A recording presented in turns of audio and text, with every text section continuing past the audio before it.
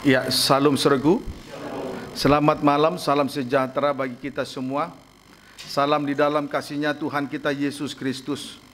Oleh karena kemurahan hati Tuhan, kita dimungkinkan untuk melangsungkan ibadah Raya Minggu yang disertai dengan kesaksian. Tadi saudari Maria telah bersaksi, menyaksikan kemurahan Tuhan selama dia tergembala di tempat ini. Sungguh dia berbahagia oleh karena kemurahan Tuhan. Betapa dia menikmati pembuka rahasia firman Tuhan. Dan dia mengakui sendiri bahwa Tuhan menolong dia lewat pembuka rahasia firman. Dalam setiap ibadah-ibadah yang Tuhan percayakan. 3 macam ibadah pokok, ibadah pendalaman Alkitab, ibadah Raya Minggu, ibadah doa penyembahan, plus ibadah kaum muda remaja. Tuhan tolong kita semua lewat pembuka rahasia firman Tuhan. Kiranya juga saudara-saudara kita, umat ketebusan Tuhan yang berada di dalam luar negeri yang senantiasa mengikuti live streaming, kiranya damai sejahtera sukacita, kebahagiaan surgawi menjadi bagian kita dari malam ini sampai selama-lamanya. Mari kita segera memperhatikan firman penggembalaan untuk ibadah Raya Minggu. Dari kitab Wahyu pasal yang ke-8. Sekarang kita akan melihat ayat yang ke-12. Puji Tuhan. Demikianlah firman Tuhan. Ya. Keempat sangkakala yang pertama. Puji Tuhan. Lalu malaikat yang keempat meniup sangkakalanya. Malaikat yang keempat meniup sangkakalanya terus. Dan terpukullah sepertiga dari matahari. Ya. Dan sepertiga dari bulan. Ya. Dan sepertiga dari bintang-bintang. Ya. Sehingga sepertiga daripadanya menjadi gelap. Terus. Dan sepertiga dari siang hari tidak terang. Ya. Demikian juga malam hari. Puji Tuhan. Malaikat keempat meniup sangkakalanya, maka terpukullah strip pertama sepertiga dari matahari, strip yang kedua sepertiga dari bulan, strip yang ketiga sepertiga dari bintang-bintang. Sehingga sepertiga dari matahari, bulan dan bintang menjadi gelap, maka sepertiga dari siang dan sepertiga dari malam hari menjadi gelap. Jadi sepertiga siang hari gelap, sepertiga malam hari juga menjadi gelap. Berarti hukuman dari sangkakala yang keempat ini memberitakan kebinasaan dari sepertiga alam semesta. Amin, saudaraku. Berarti hukuman dari sangkakala yang keempat ini memberitakan kebinasaan dari sepertiga alam semesta. Yohanes 1 ayat 4-5.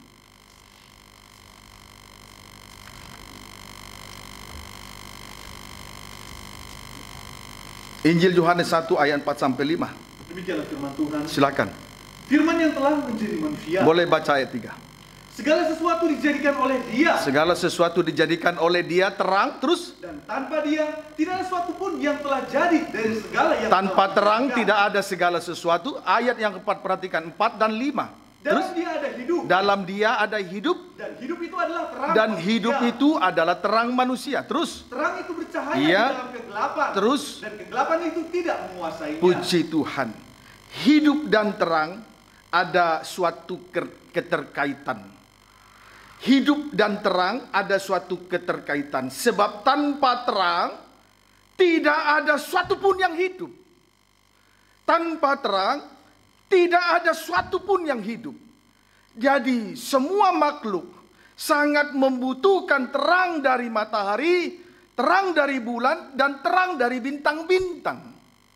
Strip pertama, matahari untuk siang hari. Strip yang kedua, bulan dan bintang-bintang untuk malam hari. Perlu untuk diketahui, bila terang matahari bersinar, titik 2, strip pertama, nikah jasmani dan nikah rohani akan hidup.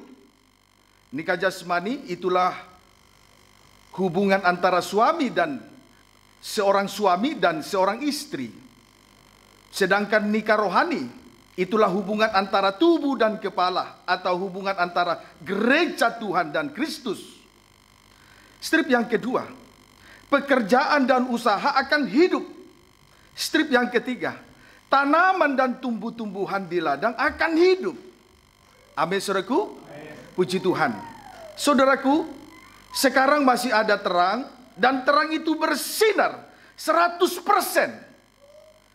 Puji Tuhan, sekarang masih ada terang dan terang itu bersinar 100%, masih utuh, belum berkurang. Sebab nanti pada hukuman sangkakala yang keempat, sepertiga matahari, sepertiga bulan, sepertiga bintang-bintang akan terpukul. Sehingga sepertiga matahari, sepertiga bulan, sepertiga bintang menjadi gelap. Otomatis sepertiga siang hari menjadi gelap, sepertiga malam hari menjadi gelap. Sekali lagi saya tandaskan. Sekarang masih ada terang, dan terang itu masih bersinar 100%. Masih utuh. Belum berkurang. Nah, ini kemurahan bagi kita. Amin, saudaraku. Puji Tuhan. Yohanes 1 ayat 9 sampai 10. Terang yang sesungguhnya, yang menerangi setiap orang, sedang datang ke dalam dunia. Sudah ada di dunia ini. Ayat 10. Ia telah ada di dalam dunia, dan dunia dijadikan olehnya, tetapi dunia tidak mengenalnya. Puji Tuhan. Terang dari matahari, bulan dan bintang masih bersinar di dalam dunia ini. Tetapi sayangnya, manusia lebih menyukai kegelapan. Saya ulangi, terang dari matahari, terang dari bulan, terang dari bintang masih bersinar. Di atas tadi saya sudah sampaikan, terangnya itu bersinar 100%, masih utuh di dalam dunia ini. Tetapi sayangnya, manusia lebih menyukai kegelapan. Perhatikan ayat 11 Yosua. Ia datang kepada milik kepunyaannya. Terus orang-orang kepunyaannya itu tidak menerimanya. Puji Tuhan, perhatikan kalimat pada ayat 11 ini. Orang-orang kepunyaannya itu tidak menerimanya. Artinya, Yesus sebagai sumber terang itu ditolak oleh dunia. Sehingga sepertiga dari matahari, sepertiga dari bulan, sepertiga dari bintang menjadi gelap. Maka sepertiga siang dan sepertiga malam hari menjadi gelap. Amin, saudaraku. Ini adalah suatu bencana yang tidak bisa dihindarkan lagi dan tidak untuk ditangguhkan. Tuhan tidak pernah menunda-nunda waktu. Segala sesuatu yang telah ditentukan dari sejak semula akan terjadi. Sebaliknya, manusia suka menunda-nunda, suka mengulur-ulur waktu untuk melakukan segala kehendaknya. Telinga kita sudah mendengar sangkakala yang telah ditiupkan oleh malaikat sidang jemaat, yaitulah hamba-hamba Tuhan yang telah ditetapkan oleh Tuhan sebagai penjaga. Kemudian mata batin kita telah melihat Kristus yang disalibkan. Namun kita seringkali menunda-nunda untuk melakukan kehendak Allah.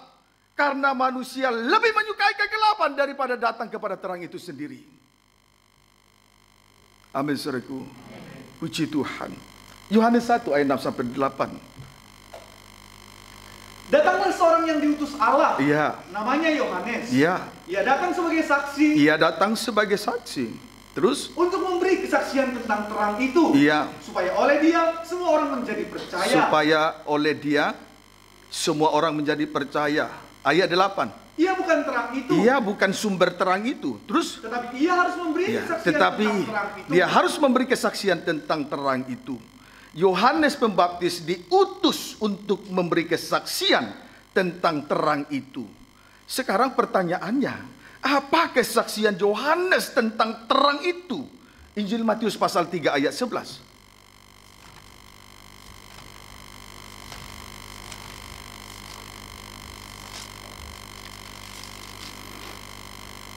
Injil Matius pasal 3 ayat 11, baca. Yohanes Pembaptis. Boleh baca ayat 10 mulai ya. Kapak sudah tersedia pada akar pohon. Dan setiap pohon yang tidak menghasilkan buah yang baik pasti ditebang dan dibuang ke dalam api. Terus. Aku membaptis kamu dengan air sebagai tanda pertobatan. Aku membaptis kamu dengan air sebagai tanda pertobatan. Terus. Tetapi ia yang datang kemudian daripada aku lebih berkuasa daripada aku. Dan aku tidak layak melepaskan kasutnya. Ia akan membaptis kamu dengan Roh Kudus dan dengan api. Puji Tuhan. Baptisan air adalah tanda pertobatan. Itulah kesaksian daripada Yohanes Pembaptis tentang terang itu. baptisan air adalah tanda pertobatan. Artinya berita salib adalah berita penyucian. Amin, saudaraku. Artinya berita tentang salib yang disampaikan itu adalah berita penyucian. Pertobatan dan baptisan itu diterangkan dengan jelas di dalam tabernakel. Perhatikan ya saudaraku. Pertobatan dan baptisan itu diterangkan dengan jelas di dalam tabernakel. Puji Tuhan. Pertobatan sumbernya adalah mezbah korban bakaran, yaitu berita salib. Puji Tuhan. Kemudian baptisan air sumbernya adalah kolam pembasuhan, yaitu penyucian. Puji Tuhan, yaitu penyucian. Amin, saudaraku. Puji Tuhan. Jadi pertobatan sumbernya adalah mezbah korban bakaran. Itulah berita salib. Kemudian baptisan air sumbernya adalah kolam bejana pembasuhan tembaga, yaitu penyucian. Efesus 5 ayat 26.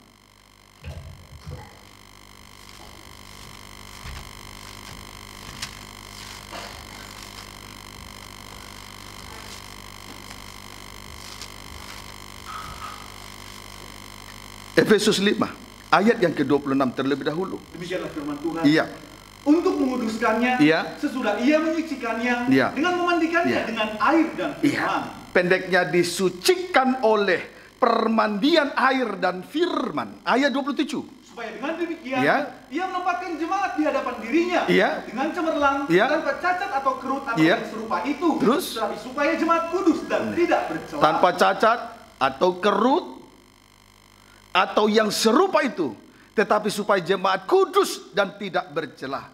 Tujuan penyucian lewat berita salib yang disampaikan adalah supaya dengan demikian ia menempatkan jemaat di hadapan dirinya dengan cemerlang, tanpa cacat atau kerut atau yang serupa itu, tetapi supaya jemaat kudus dan tidak bercelah. Kesimpulannya, penyucian lewat berita salib adalah dasar dari pengajaran mempelai. Amin, saudaraku. Puji Tuhan. Jadi apa yang disaksikan oleh Yohanes Pembaptis tentang terang itu jadi jelas sekali. Kesimpulannya, penyucian lewat berita salib yang disampaikan adalah dasar dari pengajaran mempelai. Kita akan melihat bukti yang kuat. Wahyu 7 ayat 9.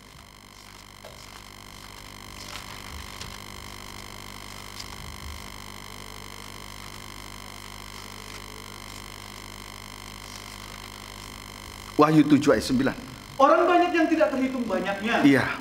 Kemudian daripada itu, iya, aku melihat, iya, sesungguhnya suatu kumpulan besar orang banyak. Suatu kumpulan besar orang banyak, terus? Yang tidak dapat terhitung banyaknya. Tidak terhitung, terus? Dari segala bangsa. Dari segala bangsa, suku. Dan kaum dan bahasa. Iya, terus? Berdiri di hadapan tahta. Berdiri di hadapan tahta, di hadapan anak domba. Terus? Memakai jubah putih. Terus? Dan memegang daun-daun palem di tangan mereka. Di sini kita melihat kumpulan besar orang banyak yang tidak terhitung banyaknya.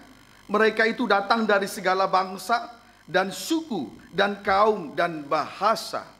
Mereka itu berdiri di hadapan tahta dan di hadapan anak domba, memakai jubah putih. Memakai jubah putih menunjukkan bahwa mereka adalah bagian dari tubuh mempelai wanita Tuhan. Amin, saudaraku. Memakai jubah putih menunjukkan bahwa kumpulan besar yang tidak terhitung itu adalah bagian dari tubuh mempelai wanita Tuhan. Sedangkan inti dari mempelai wanita Tuhan adalah 144.000 yang telah dimateraikan dari semua suku keturunan Israel. Itulah Wahyu pasal yang ke-7 ayat yang ke-5 sampai dengan ayat yang ke-8. Amin, saudaraku. Puji Tuhan. Jadi ada inti. Jadi kelompok satu mempelai, inti daripada mempelai, tubuh mempelai wanita Tuhan. Wahyu 7 ayat 5 sampai dengan ayat 8. Jumlah mereka itu 144.000 orang yang telah ditebus dari 12 suku keturunan Israel. Itu inti mempelai wanita Tuhan. Sedangkan Wahyu 7 ayat 9 adalah bagian dari inti atau bagian dari tubuh mempelai wanita Tuhan. Amin, saudaraku. Mereka itu bukan bangsa Israel tulen. Mereka itu bangsa kafir. Tetapi akhirnya menjadi bagian dari tubuh mempelai wanita Tuhan. Di sini kita melihat ketika mereka berada di depan tata dan di hadapan tata anak domba, mereka itu memakai jubah putih. Memakai jubah putih menunjukkan bahwa mereka adalah bagian dari tubuh mempelai wanita Tuhan. Amin, saudaraku. Puji Tuhan. Kiranya dapat dipahami dengan baik. Kita akan melihat mereka dari dua sisi untuk lebih jauh mengenal bahwa betul-betul mereka itu adalah mempelai, menerima pengajaran mempelai dan menjadi mempelai wanita Tuhan. Dan dasarnya adalah berita salib. Disucikan oleh berita salib sebagai dasar dari pengajaran mempelai. Wahyu 7 ayat yang ke-14. Kita akan lihat terlebih dahulu dari sisi yang pertama ya. Wahyu 7 ayat 14, baca. Maka kataku kepadanya. Boleh baca 13. Dan seorang dari antara tua-tua itu berkata kepadaku. Ya. Siapakah mereka? 24 tua-tua. Salah satu dari 24 tua-tua bertanya kepada Rasul Yohanes, siapakah mereka itu? Kumpulan besar orang banyak yang tidak terhitung itu. Terus? Yang memakai jubah putih itu. Dan dari manakah mereka datang? Mereka itu bagian dari tubuh mempelai wanita Tuhan. Terus? Maka kataku kepadanya. Rasul Yohanes menjawab. Terus? Tuanku, Tuhan mengetahuinya. Tuhan tahu. Terus? Lalu ia berkata kepadaku. Satu dari 24 tua-tua akhirnya jujur memberitahukan. Terus? Mereka ini adalah orang-orang yang keluar dari kesusahan yang besar. Keluar dari kesusahan yang besar. Terus? Dan mereka telah mencuci jubah mereka. Dan membuatnya putih di dalam darah anak domba. Puji Tuhan. Sisi yang pertama. Titik 2. Mereka itu adalah orang-orang yang keluar dari kesusahan yang besar. Berarti diberi tanda huruf T pada dahi mereka. Sesuai dengan Yehezkiel pasal yang ke-9. Ayat 4 sampai dengan ayat yang ke-5. Amin, saudaraku. Puji Tuhan. Berarti diberi tanda huruf T pada dahi mereka. Puji Tuhan. Itulah betul-betul bahwa mereka itu milik kepunyaan Allah. Diberi tanda sebagai milik kepunyaan Allah. Ya, amin, saudaraku. Kemudian sisi yang kedua dari ayat yang sudah dibaca ayat 14. Mereka telah mencuci jubah mereka dan membuatnya putih di dalam darah anak domba. Dengan demikian kita tidak perlu ragu bahwa penyucian lewat berita salib adalah dasar dari pengajaran mempelai yang telah disampaikan oleh para rasul dan para nabi. Amin, saudaraku. Puji Tuhan. Kiranya dapat dipahami dengan baik. Saya menyampaikan firman Tuhan dan menjelaskannya, ayat dijawab oleh ayat. Saya tidak perlu menceritakan dunia ini. Cukup menyampaikan ayat, menjelaskan ayat. Supaya jangan dagingku yang ditonjolkan. Amin, saudaraku. Puji Tuhan. Baik, jadi sudah jelas ya. Dari sisi yang kedua sudah jelas. Bahwa mereka telah mencuci jubah mereka dan membuatnya putih di dalam darah anak domba. Dengan demikian kita tidak perlu ragu bahwa penyucian lewat berita salib adalah dasar dari pengajaran mempelai yang telah disampaikan oleh para rasul dan para nabi. Disampaikan oleh para rasul dan para nabi. Para nabi mewakili perjanjian lama, para rasul mewakili perjanjian baru. Mari kita terlebih dahulu keterangan titik 2 pengajaran mempelai yang disampaikan oleh Nabi. Ini sebagai bukti keterangan pengajaran mempelai yang disampaikan oleh Nabi. Yesaya 62.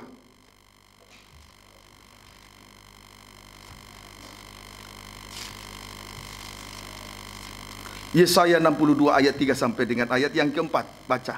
Demikianlah firman Tuhan. Ya, boleh baca ayat 2. Keselamatan Sion akan datang dengan segera. Sion berarti mempelai wanita. Terus? Maka bangsa-bangsa akan melihat kebenaranmu. Iya. Dan semua raja akan melihat kemuliaanmu. Iya. Dan orang akan menyebut engkau dengan nama baru. Iya. Yang akan ditentukan oleh Tuhan sendiri. Iya. Ayat 3, penulisan 3 dan 4. Baca. Engkau akan menjadi mahkota keagungan di tangan Tuhan. Menjadi mahkota di tangan Tuhan. Terus? Dan serban kerajaanmu di tangan Allahmu. dengan patam di dahi di tangan Allah. Terus engkau tidak akan disebut lagi yang ditinggalkan suami. Tidak akan disebut lagi yang ditinggalkan suami. Terus dan negerimu tidak akan disebut lagi yang sunyi. Tidak disebut lagi yang sunyi. Terus tetapi engkau akan dinamai yang berkenan kepadaku. Terus dan negerimu yang bersuami. Yang bersuami. Terus sebab Tuhan telah berkenan kepadamu. Terus dan negerimu akan bersuami. Puji Tuhan. Nabi Yesaya, di sini kita melihat bahwa Nabi Yesaya menyinggung hubungan antara Israel dengan Allah sebagai hubungan suami dan istri. Amin, saudaraku. Nabi Yesaya menyinggung hubungan antara Israel dengan Allah sebagai hubungan suami dan istri. Berarti dapatlah kita mengambil suatu kesimpulan bahwa Nabi Yesaya ini memberitakan pengajaran mempelai. Dalam hal ini kita tidak perlu ragu. Lebih kuat baca ayat yang kelima. Sebab seperti seorang muda belia menjadi suami seorang anak dara. Ya. Demikianlah dia yang membangun engkau akan menjadi suamimu. Terus. Dan seperti girang hatinya, seorang mempelai melihat pengantin perempuannya. Terus. Demikianlah Allahmu akan girang hati atasmu. Puji Tuhan. Perhatikan kalimat pada ayat yang kelima ini. Demikianlah dia yang membangun.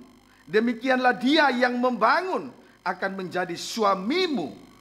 Pengajaran mempelai dalam terangnya tabernakel berkuasa untuk membawa gereja Tuhan masuk di dalam pembangunan tubuh Kristus yang sempurna. Amin, saudaraku. Menjadi tubuh Kristus yang sempurna, yaitu menjadi pengantin perempuan. Sedangkan yang menjadi pengantin laki-lakinya adalah Kristus Yesus. Dialah Allah yang hidup menjadi manusia. Amin, saudaraku. Puji Tuhan. Oh, haleluya. Jadi Nabi juga menyampaikan pengajaran mempelai dalam terangnya tabernakel. Ukuran mempelai harus menggunakan pengajaran tabernakel. Tidak bisa kita melihat pengajaran menjadi mempelai kalau kita tidak bisa menentukan dia mempelai kalau tidak ada tabernakelnya. Kalau tidak menggunakan pola tabernakel, banyak hamba Tuhan asal mencomot ayat. Mohon maaf dulu. Asal main comot ayat. Akhirnya arah pembangunan tabernakel atau arah pembangunan tubuh Kristus atau arah pembangunan rumah Tuhan tidak jelas. Amin, saudaraku. Puji Tuhan. Kiranya dapat dipahami dengan baik. Ya, jadi jelas bahwa Nabi Yesaya menyampaikan pengajaran mempelai dalam terangnya tabernakel untuk membawa gereja Tuhan masuk di dalam pembangunan tubuh Kristus, pembangunan tabernakel rumah Tuhan yang sempurna. Berarti menjadi pengantin perempuan, sedangkan yang menjadi pengantin laki-laki adalah Kristus Yesus. Dialah Allah yang hidup. Ayat yang ketiga.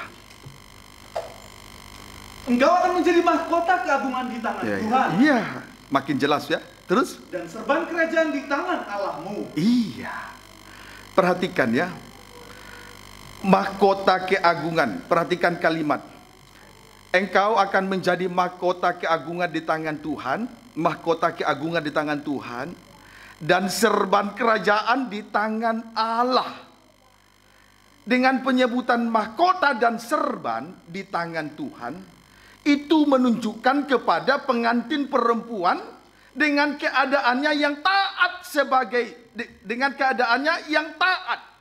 Dan itu adalah perhiasan rohani. Amin, saudaraku. Puji Tuhan. Mahkota dari seorang istri itu adalah rambut yang panjang, ketundukan taat. Puji Tuhan. Jadi ayat 3, mahkota keagungan di tangan Tuhan, kemudian serban kerajaan di tangan Allah. Dengan penyebutan mahkota dan serban di tangan Tuhan, itu menunjuk kepada pengantin perempuan dengan keadaannya sebagai yang taat. Dan itu merupakan perhiasan rohani dari pengantin perempuan mempelai anak domba. Amin, saudaraku. Puji Tuhan. 1 Petrus 3 lebih jauh. 1 Petrus 3 ayat 3 sampai 5.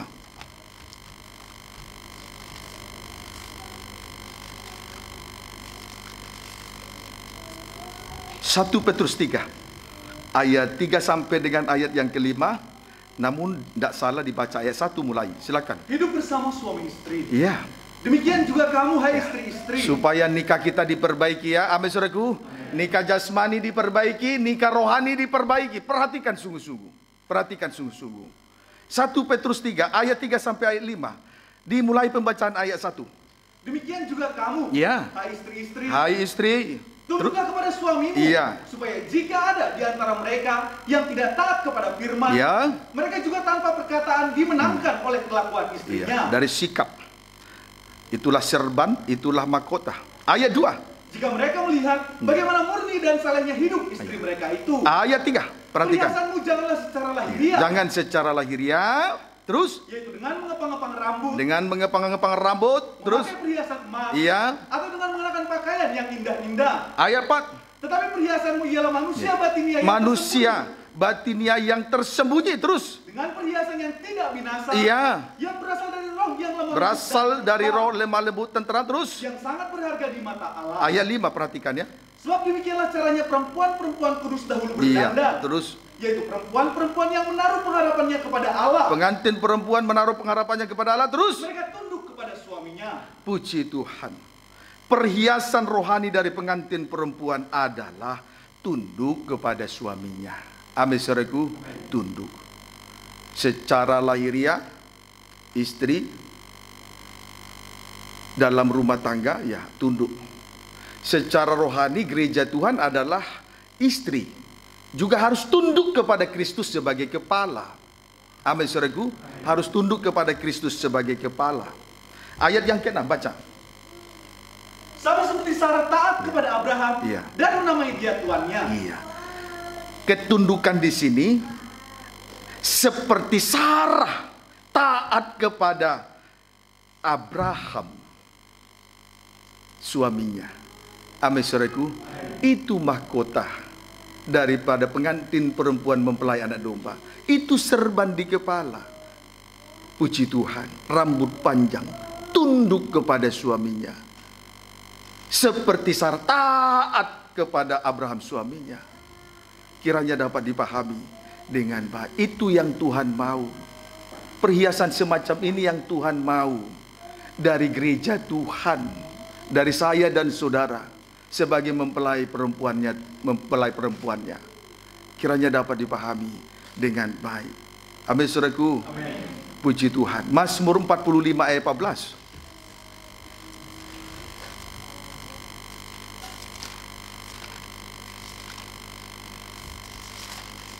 Mazmur 45 ayat yang ke-14, silakan. Demikianlah firman Tuhan. Iya. Keindahan belaka putri raja itu di dalam. Keindahan belaka putri raja itu di dalam. Terus? Pakaiannya berpakankan emas. Iya. Perhatikan bagian yang pertama. Keindahan belaka putri raja itu ada di dalam. Yaitu tunduk kepada suaminya. Sama dengan taat kepada pengajaran salib Kristus. Amin saudaraku. Puji Tuhan. Tadi sudah disinggung di dalam 1 Petrus 3 ayat 3. Puji Tuhan. Jadi bagian yang pertama, keindahan belaka putri raja itu ada di dalam. Yaitu tunduk kepada suaminya. Sama dengan taat kepada pengajaran salib. Dasar dari pengajaran mempelai adalah berita penyucian oleh salib Kristus. Puji Tuhan. Kiranya dapat dipahami dengan baik. Amin saudaraku. Puji Tuhan. Kemudian di sini bagian yang kedua, pakaiannya berpakankan, dalam kurung bersulamkan emas. Pakaiannya berpakankan, dalam kurung bersulamkan emas. Emas itu menunjuk kepada kemurnian. Sama dengan tahan uji. Wahyu 14 ayat 4.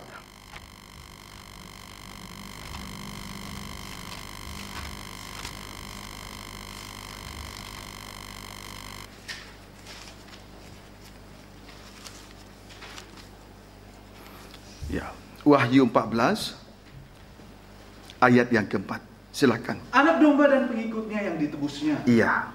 Mereka adalah orang-orang yang tidak mencemarkan dirinya. Mereka adalah orang-orang yang tidak mencemarkan dirinya. Terus? Dengan perempuan-perempuan. Murni seperti perawan. Puji Tuhan. Perhatikan. Mereka tidak mencemarkan dirinya dengan perempuan-perempuan. Artinya tidak hidup menurut hawa nafsu dan keinginan daging. Sebab mereka itu murni seperti perawan. Menuju kepada orang-orang yang tahan uji. Murni, sebab mereka itu murni seperti perawan, menunjukkan bahwa mereka itu adalah orang-orang yang tahan uji.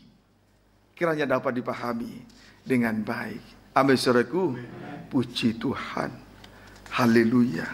Jadi putri raja itu tadi, yang pertama, saudaraku, memiliki perhiasan rohani, yang itulah taat, tunduk kepada suami, sama dengan taat kepada pengajaran salib.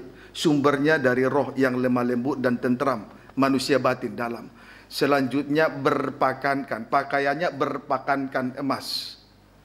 Itu berbicara tentang kemurnian, tahan uji, tidak hidup menurut hawa nafsu dan keinginan daging. Amin, saudaraku. Puji Tuhan. 2 Korintus pasal 10 ayat 17 sampai 18. Tahan uji ya. Lihat tahan uji ini.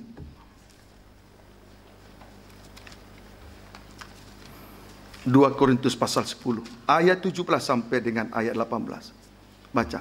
Demikianlah firman Tuhan. Ya. Tetapi barang siapa bermegah, ya, hendaklah ia bermegah di dalam Tuhan. Terus, sebab bukan orang yang memuji dirinya yang tahan uji. Bukan orang yang memuji diri yang tahan uji. Terus? Melainkan orang yang dipuji Tuhan. Melainkan orang yang dipuji Tuhan. Puji Tuhan. Perhatikan, orang yang tahan uji adalah orang yang dipuji Tuhan. Sebab mereka itu bermegah di dalam Tuhan. Sedangkan orang yang memuji diri sendiri tidak akan tahan terhadap ujian. Karena ia bermegah atas dirinya sendiri, bukan di dalam Tuhan. Amin, saudaraku. Puji Tuhan. Haleluya. Itulah pengajaran yang disampaikan oleh para nabi. Sekarang keterangan pengajaran mempelai yang disampaikan oleh para rasul. 2 Korintus pasal 11 ayat 2. 2 Korintus 11 ayat 2. Demikianlah firman Tuhan. Iya. Sebab aku cemburu kepada kamu dengan cemburu ilahi. Aku cemburu kepada kamu dengan cemburu ilahi. Ini kecemburuan bersifat preventif, pencegahan terhadap dosa, bukan cemburu membabi buta. Terus? Karena aku telah mempertunangkan kamu kepada satu laki-laki. Mempertunangkan kamu kepada satu laki-laki.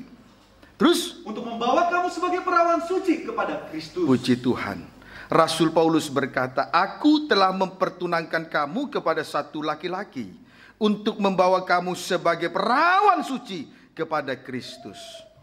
Dalam hal ini, Rasul Paulus telah memberitakan pengajaran mempelai. Sebagai rasul, dia adalah pekabar mempelai. Tidak perlu diragukan lagi. Amin, saudaraku. Jadi pengajaran mempelai telah disampaikan oleh para nabi. Sekarang pengajaran mempelai juga disampaikan oleh rasul. Rasul Paulus adalah pekabar mempelai. Puji Tuhan. Wahyu 19 ayat 6 sampai ayat 8. Baca. Demikianlah firman Tuhan. Ya. Perjamuan kawin anak domba. Ya. Lalu aku mendengar seperti suatu suara himpunan besar orang banyak. Suara himpunan besar orang banyak. Terus? Seperti desau air bah. Ya. Dan seperti deru guru yang hebat. Ya. Katanya. Haleluya. Haleluya. Karena Tuhan Allah kita yang Maha Kuasa telah menjadi raja. Telah menjadi raja berarti ayat 7. Marilah kita bersukacita dan bersorak-sorai dan memuliakan Dia. Karena hari perkawinan anak domba telah tiba dan pengantinnya telah siap sedia. Terus? Dan kepadanya dikaruniakan supaya memakai kain lenan halus yang berkilau-kilauan dan yang putih bersih. Putih bersih. Terus? Lenan halus itu adalah perbuatan-perbuatan yang benar dari orang-orang kudus. Puji Tuhan. Sasaran akhir dari ibadah pelayanan kita di atas muka bumi ini adalah pesta nikah anak domba, bukan yang lain-lain. Maka selalu saya jelaskan, saya tandaskan, sejuta kali terjadi mukjizat di depan mata. Yang tidak ada menjadi ada, tidak punya uang jadi punya uang, tidak punya mobil punya mobil. Sejuta kali terjadi mukjizat depan mata semacam itu, seseorang tidak akan pernah bisa berubah. atau sekalipun berkat-berkat melimpah terjadi di dalam hidup, seseorang tidak akan pernah berubah kalau dia tidak mau menerima pengajaran salib, penyucian lewat pengajaran salib. Amin, saudaraku. Sebab itu sasaran akhir dari ibadah pelayanan kita di atas muka bumi ini bukan soal berkat, bukan tanda-tanda heran, tetapi pesta nikah anak domba. Persis seperti apa yang dinyatakan oleh Rasul Paulus, aku telah mempertunangkan engkau kepada satu laki-laki sebagai perawan suci. Sebab itu dia cemburu dengan cemburu ilahi. Puji Tuhan, biarlah kita tetap mempertahankan pengajaran mempelai sebagaimana yang dinyatakan oleh Rasul Paulus. Dia cemburu dengan ajaran asing. Sebab sasaran akhir dari ibadah pelayanan kita di atas muka bumi ini adalah pesta nikah anak domba, bukan yang lain-lain. Singkat saja, nggak usah susah dimengerti. Cari dahulu kerajaan surga serta kebenarannya, semua nambah, tambah. Tapi jangan juga baru 1 bulan beribadah tidak ada yang tambah. Tidak seperti itu. Tuhan juga perlu melihat, roh itu harus diuji juga, setia tidak. Ingat, sasaran akhir dari ibadah pelayanan kita di atas muka bumi ini adalah pesta nikah anak domba. Ya, amin, saudaraku. Puji Tuhan. Yang menjadi mempelai laki-laki adalah anak domba. Di sini kita melihat Yesus tampil menjadi raja dan mempelai pria surga. Sedangkan pengantinnya adalah mereka itu memakai kain lenan halus yang berkilau-kilauan dan yang putih bersih. Titik. Lenan halus itu adalah perbuatan-perbuatan yang benar dari orang-orang kudus. Puji Tuhan. Itu pakaian putih, itulah lenan halus. Itulah perbuatan-perbuatan benar dari orang-orang kudus. Itulah pakaian putih kita. Amin, saudaraku. Dari sikap perbuatan, itulah pakaian kita. Puji Tuhan. So itu saya selalu anjurkan pada sidang jemaat, termasuk imam-imam yang mengambil bagian dalam pelayanan. Perhatikan pakaianmu. Sikap perbuatan itulah pakaianmu. Cara dudukmu, dengar firman, perhatikan. Sesuai dengan Injil Lukas pasal 8 ayat 18. Perhatikanlah cara kamu mendengar firman. Itu pakaian. Sikap perbuatan itu pakaian. Amin, saudaraku. Tidak ada artinya berkat kalau tidak memiliki pakaian putih. Tidak ada artinya mujizat sejuta kali kalau tidak memakai pakaian putih. Apa artinya? Maka jangan keliru dengan ajaran-ajaran yang lain. Di situ kecemburuan daripada Rasul Paulus. Cemburunya di sini bukan cemburu membabi buta. Cemburunya bersifat preventif, mencegah supaya jangan jatuh dalam dosa hanya karena berita tanda-tanda heran, berita mukjizat-mukjizat, berita hanya berkat-berkat. Itu yang diwaspadai. Karena sasaran akhir dari ibadah pelayanan atas muka bumi ini adalah dipertunangkan kepada satu laki-laki. Pesta nikah anak domba. Siapa mempelai laki-lakinya? Anak domba. Mempelai perempuannya siapa? Mereka yang memakai pakaian putih. Apa pakaian putih? Perbuatan-perbuatan yang benar dari orang-orang kudus. Jadi sudah jelas. Nabi menyampaikan pengajaran mempelai. Rasul juga menyampaikan pengajaran mempelai. Dan pengajaran mempelai tidak asing kok bagi kita. Ini firman Tuhan. Dari awal saja saya sudah sampaikan ayat menjelaskan ayat. Tidak ada yang saya tambah-tambahkan. Puji Tuhan.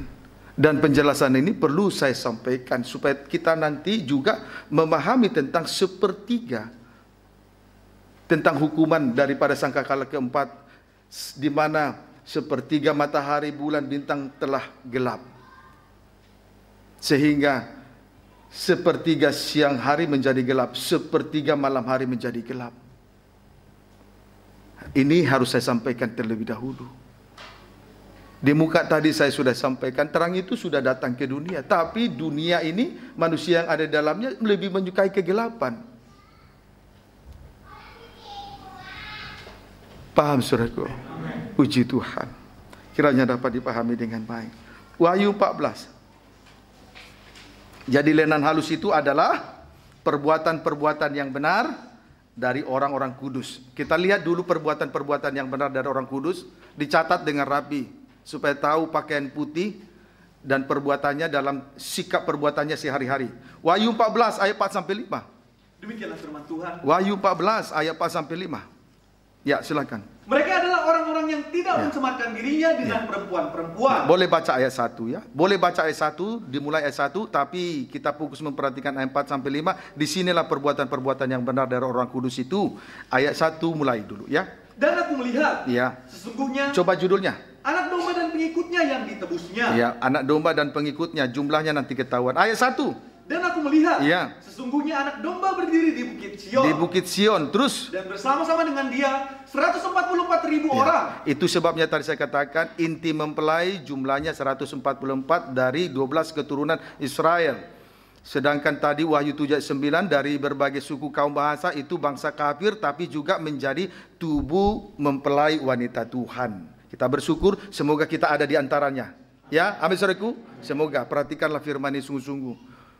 Jangan hanya memperhatikan firman berkat dan firman mujizat. Tidak ada artinya kalau mujizat terjadi kalau tidak memakai pakaian putih. Sasaran akhir dari ibadah pelayan di atas muka bumi ini adalah masuk dalam pesta nikah anak domba. Tidak ada yang lain.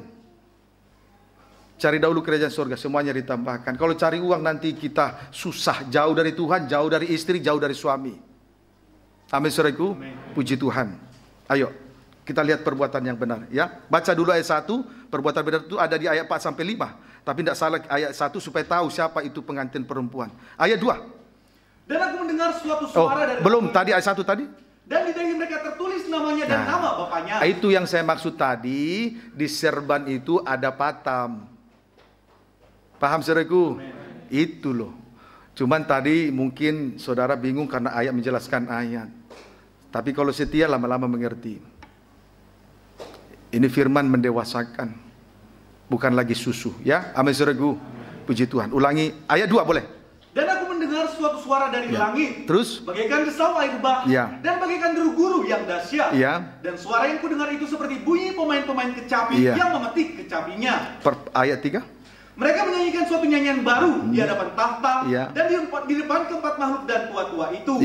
Dan tidak seorang pun yang dapat mempelajari nyanyian itu selain daripada 144.000 orang yang telah ditebus dari bumi itu. Sebelum kita melihat perbuatan-perbuatan yang benar dari orang kudus, juga saya memberitahukan dari apa yang sudah dibaca tadi, ayat 1 sampai 3, anak domba berdiri di atas Bukit Sion bersama-sama dengan dia 144.000 orang. Di dahi 144.000 orang itu tertulis namanya dan nama bapaknya. Artinya di dalam pemikiran mereka itu hanya ada hal-hal suci. Amin saudaraku, hanya ada hal-hal suci. Prakteknya huruf T di dahi sesuai dengan Yehezkiel pasal 9 ayat 4 sampai ayat yang kelima.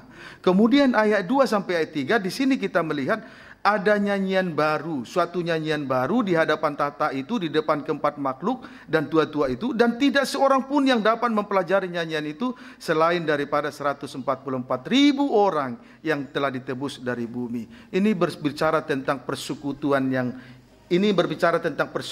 indah dengan Tuhan, seperti tubuh dengan kepala menyatu. Ketika ada hubungan antara tubuh dengan kepala begitu intim, disitulah terjadi nyanyian baru, logat ganjil bahasa roh, sama seperti orang yang dalam penyembahan ujung-ujungnya akan menghasilkan bahasa lidah. Itu menunjukkan persekutuan yang indah. Hubungan suami dengan istri, kalau hubungan persekutuan mereka begitu indah, tidak ada yang tahu siapapun. Nyanyian baru tidak ada yang tahu selain mereka sendiri. Amin saudaraku. Amin saudaraku. Bahasa lidah tidak ada yang tahu selain dia dengan Tuhan. Itu tanda hubungan itu begitu intim, menghasilkan nyanyian baru. Begitu hebatnya pengantin perempuan ini. Puji Tuhan. Tadi saya sudah katakan, usaha hidup, nikah hidup, tanam tanaman, tumbuh-tumbuhan di ladang hidup kalau ada terang, sinar terang matahari. Alam jagat ini membutuhkan sinar terang matahari.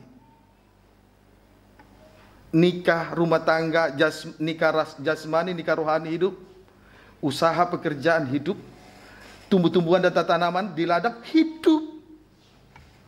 Semua makhluk membutuhkan terang sinar matahari. Puji Tuhan, kiranya dapat dipahami dengan baik. Amin, saudaraku. Barulah kita lihat perbuatan-perbuatan benar dari orang-orang kudus ayat 4 sampai 5. Mereka adalah orang-orang yang tidak mencemarkan dirinya dengan perempuan-perempuan. Tidak mencemarkan dirinya dengan perempuan-perempuan, terus? Karena mereka murni sama seperti perawan. Tanda tahan uji itu emas, terus? Mereka adalah orang-orang yang mengikuti anak domba itu kemana saja ia pergi. Terus? Mereka ditebus dari antara manusia sebagai korban-korban sulung bagi Allah dan bagi anak domba itu. Ayat 5. Dan di dalam mulut mereka tidak terdapat dusta. Terus? Mereka tidak bercela. Puji Tuhan. Perhatikan, adapun lenan halus atau perbuatan-perbuatan yang benar dari orang kudus itu antara lain: A. Tidak mencemarkan dirinya dengan perempuan-perempuan. Artinya, tidak hidup di dalam, tidak hidup menurut hawa nafsu dan keinginan daging. B. Mengikuti anak domba itu kemana saja ia pergi.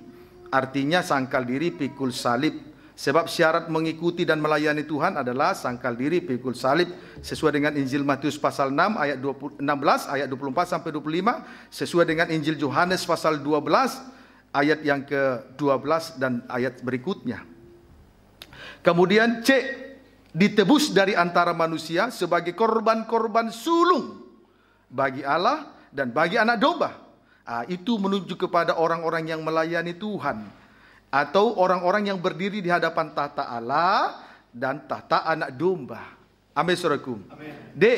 Di mulut mereka tidak terdapat dusta, menunjukkan bahwa mereka itu ada hidup di dalam kuasa Roh El Kudus. Puji Tuhan, kalau seseorang hidup di dalam roh, maka dia tidak akan pernah berdusta. Amin, saudaraku. Kalau seseorang memberi diri dipimpin oleh roh, maka orang lain tidak perlu mengajari dia, sebab roh itu akan mengajari dia, dan roh itu dan ajarannya itu benar, tidak dusta. 1 Yohanes 2 ayat 27. Kemudian E. Tidak bercela. E. Tidak bercela. Artinya tidak terdapat kelemahan-kelemahan di sana sini. Itulah perbuatan-perbuatan benar dari orang-orang kudus. Itulah lenan halus, putih bersih, berkilau-kilauan. Amin, saudaraku. Amin. Puji Tuhan. Haleluya. Baik. Wahyu 12 ayat 1. Saya berharap dan dalam doa kepada Tuhan, kiranya kita dengan mudah mengerti ataupun belajar untuk mengerti, supaya kita diberkati, nikah kita diberkati, nikah jasmani diberkati, nikah rohani diberkati, hubungan suami istri diberkati, hubungan tubuh dengan kepala juga diberkati, jasmani rohani diberkati. Amin, saudaraku. Wahyu 12 ayat 1. Baca. Perempuan dan naga. Ya. Maka tampaklah suatu tanda besar di langit. Tanda besar di langit. Apa tanda besar di langit? Terus? Seorang perempuan berselubungkan matahari. Ya, matahari. Terus? Dengan bulan di bawah kakinya. Bulan, terus? Dan sebuah mahkota dari 12 bintang di atas kepalanya. Puji Tuhan. Pendeknya, matahari, bulan dan bintang adalah pakaian mempelai. Sebab tanda besar di langit itu adalah seorang perempuan gereja Tuhan yang sempurna. Itu mempelai wanita Tuhan. Amin, saudaraku. Amin. Amin, saudaraku. Amin. Pakaiannya matahari, bulan dan bintang. Itu pakaian mempelai. Berarti, perhatikan saudaraku ya, kita akan masuk lebih dalam. Berarti ketika sepertiga dari matahari, sepertiga dari bulan, sepertiga dari bintang-bintang menjadi gelap, sehingga sepertiga dari siang hari dan sepertiga dari malam hari menjadi gelap, itu merupakan penghukuman kepada orang-orang yang menolak pengajaran mempelai. Amin, saudaraku. Sebab kita melihat di sini, matahari, bulan dan bintang sudah menjadi milik daripada gereja yang sempurna. Berarti ketika sepertiga dari matahari, sepertiga dari bulan, sepertiga dari bintang menjadi gelap, sehingga sepertiga siang dan sepertiga malam menjadi gelap, itu merupakan penghukuman kepada orang-orang yang menolak pengajaran mempelai. Yang hanya memalingkan telinganya kepada ajaran-ajaran soal berkat dan tanda-tanda heran. Bukan hanya Rasul Paulus yang cemburu kepada pemberitaan ajaran-ajaran yang lain, tanda heran ataupun mukjizat ataupun berkat-berkat. Tuhan sendiri cemburu.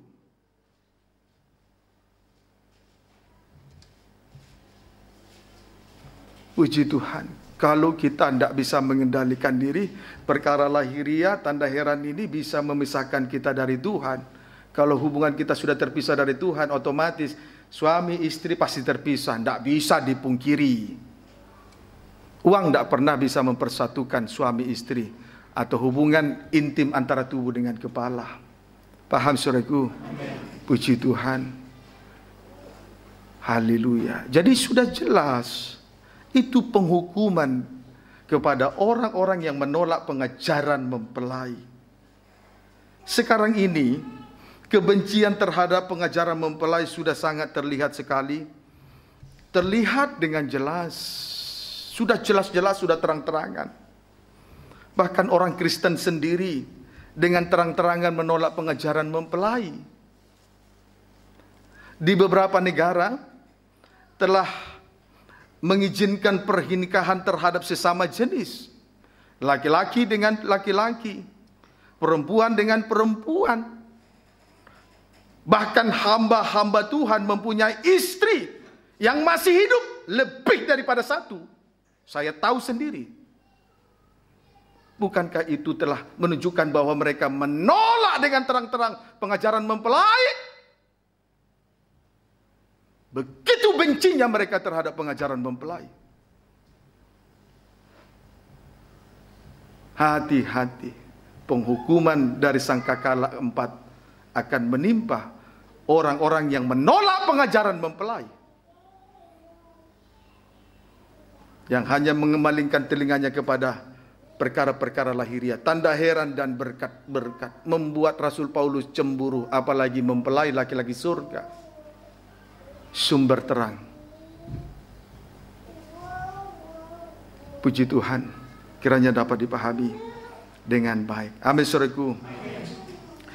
Dengan demikian pengajaran mempelai ditolak dan dibenci, maka malam ini kepada sidang jemaat, kepada kita semua, bahkan juga umat Tuhan, hamba Tuhan yang sedang mengikuti live streaming dalam luar negeri, saya menghimbau dengan tegas, jangan mengolok-olok dan jangan membenci pengajaran mempelai.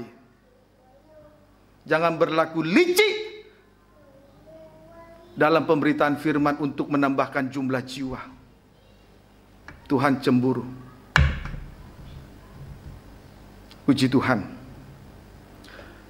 Alasan saya mengatakan ini adalah Wahyu 19 ayat 8. Langsung ayat 8. Dan kepadanya dikaruniakan supaya memakai kain lenan halus yang berkilau-kilauan dan yang putih bersih. Iya.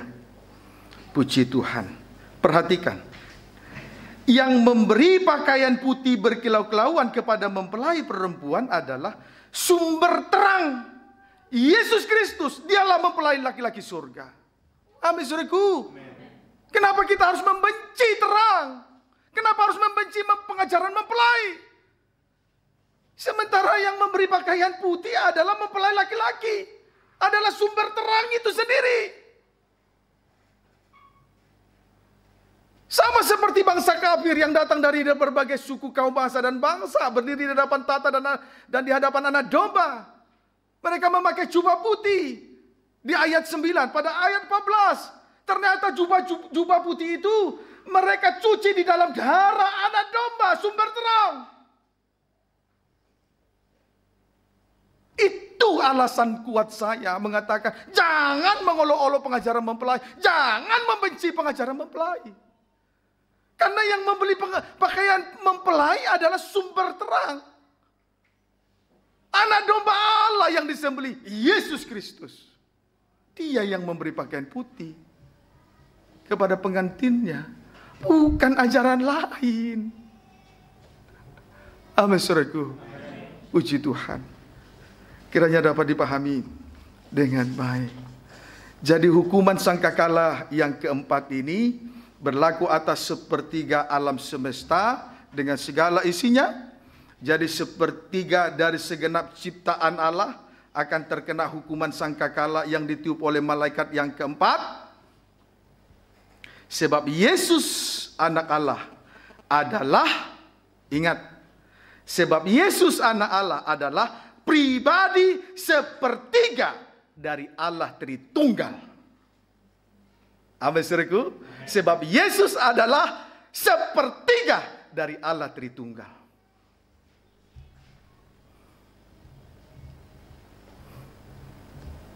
Puji Tuhan. Oh, haleluya. Betapa kayanya kita lewat pembuka rasa firman. Tuhan tidak bodoh-bodohi kita lagi ya. Amin, saudaraku. Tuhan begitu luar biasa menyatakan kasih dan kemurahannya bagi kita. Jadi pribadi Yesus adalah sepertiga dari Allah Tritunggal. Allah itu memang murah hati dengan kasih yang sempurna. Tetapi ingat, Dia juga adil dan benar, akan menuntut dan membalas setiap orang sesuai dengan perbuatannya. Teramat lebih terhadap orang-orang yang menolak dan yang membenci pengajaran mempelai. Puji Tuhan. Kiranya dapat dipahami dengan baik. Jadi sudah jelas penghukuman sepertiga. Penghukuman dari sangkakala keempat. Terpukullah. Begitu sangkakala 4 ditiup oleh malaikat keempat, terpukullah sepertiga matahari, sepertiga bulan, sepertiga bintang. Yesus adalah sepertiga dari Allah Tritunggal. Jangan dibenci pengajaran mempelai. Dia adalah sumber terang. Yesus Kristus mempelai laki-laki surga. Dia yang memberi pakaian putih. Kok kita membenci pengajaran mempelai gitu loh? Kok lebih dominan kepada ajaran lain? Sementara dia adalah sepertiga dari Allah Tritunggal. Tuhan Yesus memberkati kita semua.